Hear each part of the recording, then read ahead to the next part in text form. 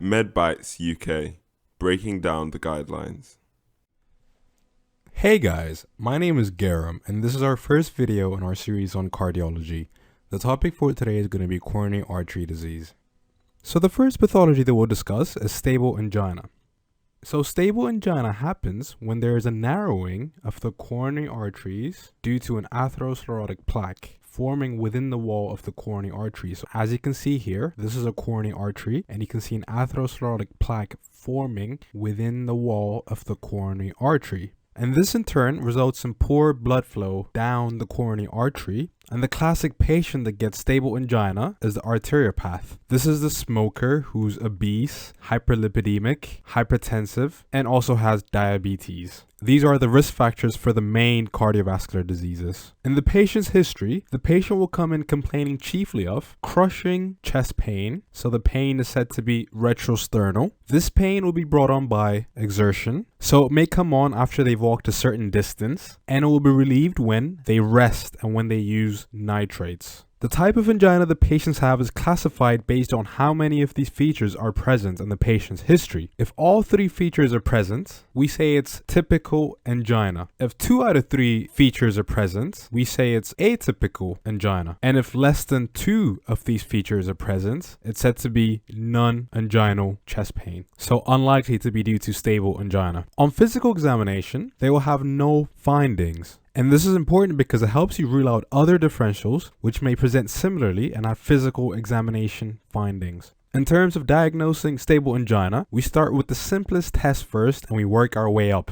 Let's say the patient has presented acutely to A&E with chest pain. What do you do first? You start with bedsides. Get a 12-lead ECG, which should be normal, and check the patient's capillary blood glucose. Diabetes is a risk factor and this will help you screen for it. Then check the patient's bloods. Full blood counts to rule out any infectious or inflammatory pathology. UNIs will give you an idea about the patient's kidney function and electrolyte levels, which is important to know if you'll be prescribing things like morphine and aspirin. CRP and ESR, again, to rule out any inflammatory pathology. HbA1c and a lipid profile to screen for diabetes and hyperlipidemia respectively. And very importantly, get troponins. Troponins will be normal in stable angina, and this will help you rule out a myocardial infarction. However, troponins can come back normal even if the patient is having a myocardial infarction if they are measured early. So to make sure that it is not an MI, troponin should be repeated after some time, typically 4 hours. You should then do some imaging. A chest x-ray is important because it helps you rule out any respiratory differentials. In the outpatient setting, special tests are done to reach a diagnosis of stable angina and grade the severity of disease. And the tests that are done are dictated by NICE guidance. So NICE recommends a CT coronary angiography or a CT calcium score as a first-line test. This looks at the levels of calcium within the patient's coronary arteries, which is used as an indicator of atherosclerotic activity. If this doesn't tell us anything, the second line measure is to do functional imaging. And we'll talk a little bit more about this in the next slide. And lastly, if we're still not sure, a coronary angiography is done. We access the patient's coronary arteries using a catheter and inject dye to view the patency of the vessels.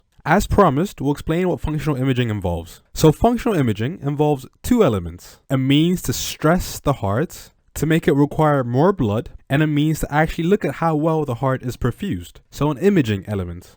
You can stress the heart by simply getting the patient to do some exercise. Get them to run on a treadmill or ride an exercise bike. Alternatively, if the patient is unable to exercise for whatever reason, you can stress them medically. The options are typically adenosine and dobutamine. When the patient's heart is stressed, the simplest way of imaging their hearts is to do a 12-lead ECG. If the patient has stable angina, the stress will bring out ischemic ECG changes. It is important to note that if the patient's baseline ECG is already abnormal, you shouldn't use an ECG as your imaging modality because you can't then attribute any ischemic changes to the stressor. Another way of imaging the heart is to do an echocardiogram. This will show you how well the heart wall is moving during contractions. Lastly, you can also image the patient's heart with nuclear imaging. You inject them with radioisotopes and look at how well the radioisotopes are taken up by the myocytes while the heart is stressed. As for the treatment of stable angina, the measures you take can be divided into lifestyle and medical measures. You get the patient to stop smoking, lose weight, so diet and exercise, and reduce their alcohol intake. In terms of drugs, you modify the patient's general cardiovascular risk by optimizing their sugar and blood pressure control, and you start them on statins. You also give them GTN for symptom relief to be used as and when they need it. And if the patient has no contraindications, they should be started on aspirin. Now, there is specific guidance for how drugs are prescribed for the reduction of angina frequency. To start with, you give them either a beta blocker or a rate-limiting calcium channel blocker, such as verapamil or diltiazem. If that's not controlling their symptoms, you move to second-line measures. If they're already on a beta blocker, you start them on a non-rate-limiting calcium channel blocker, such as amlodipine. If they're on a rate-limiting calcium channel blocker, you switch them to a non-rate-limiting calcium channel blocker, and you add on a beta blocker. And if that's still not controlling their symptoms, you move to third-line measures. You give them one of ivabradine, ranolazine, nicorandil, or you start them on isosorbide mononitrates while you schedule them for a coronary angiography and they're waiting for their angiography to be performed to assess the degree of occlusion in the coronary arteries. So I'll draw out the algorithm just to make it clear. So you start with either a beta blocker or a rate-limiting calcium channel blocker, such as verapamil or diltiazem. If that's not enough and they're on a beta blocker, you add on a non-rate-limiting calcium channel blocker, such as amlodipine. If they're on a rate-limiting calcium channel blocker, you switch them to a non-rate-limiting calcium channel blocker and you add on a beta blocker. And if that's not enough, you add on ranolazine or ivabradine or nicorandil or isosorbide mononitrates while you schedule them for an angiography to check out what's going on. Prinzmetal angina is different to stable angina. It happens when the coronary arteries become hyperreactive and go into vasospasm. This is typically idiopathic. The classic patient that will experience Prinzmetal angina is a young female, so very different to the patient you'll see with stable angina. Their history will be similar to stable angina, so they will have sudden onset crushing chest pain. However, in Prinzmetal angina, the chest pain will be unprovoked and comes on first thing in the morning. On physical exam, you won't find any findings, and if a patient with Prinzmetal angina comes into A&E experiencing chest pain, you do the same thing you do for all instances of new onset chest pain. In Prinzmetal angina, during an episode of chest pain, you may see ST segment elevation when you do an ECG. Blood glucose measurements will most likely be normal because diabetes is not a risk factor. You take bloods, your full blood count, UNEs, CRP, ESR. CRP and ESR won't be affected. Diabetes and hyperlipidemia are not risk factors for Prinzmetal angina, so HbA1c and lipid profile will be normal. Troponins will be measured to rule out any infarction, and again, this should also be normal. However, as you said before, an initial negative troponin value does not rule out MI, as it can take time for levels to rise. And finally, you do a chest x-ray to rule out any respiratory differentials. Questions about Prinzmetal angina will likely be with regards to its treatment, because that's what makes it unique. Prinzmetal angina will be treated with non-rate limiting calcium channel blockers.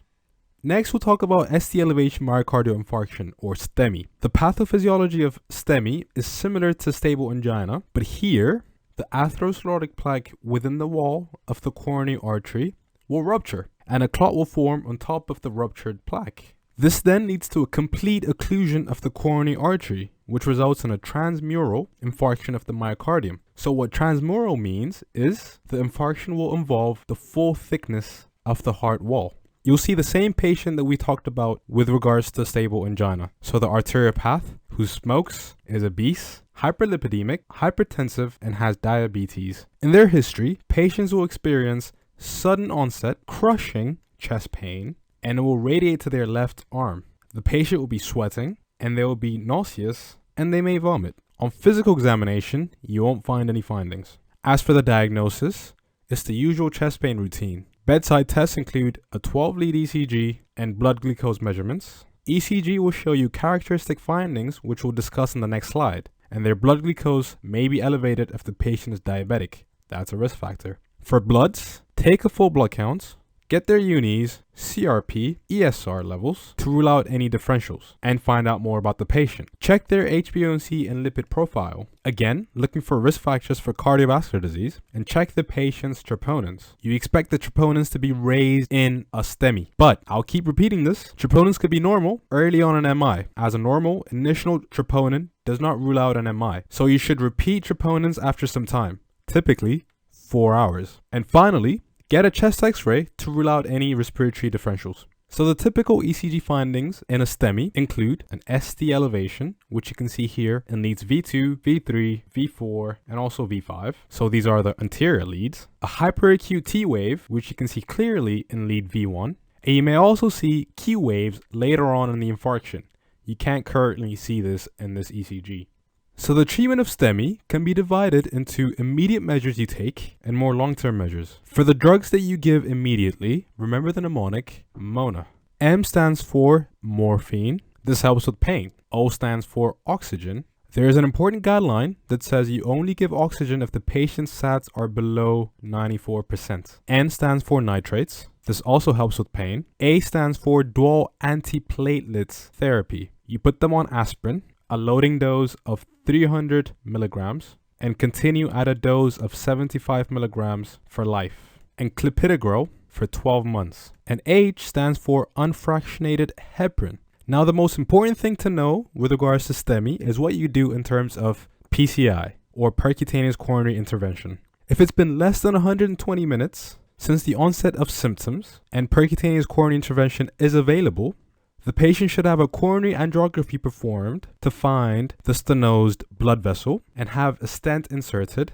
Or if the patient has 3-vessel disease, so disease affecting 3 different coronary arteries, or they have left main disease, so disease affecting the left coronary artery quite proximally, they should get a coronary artery bypass graft.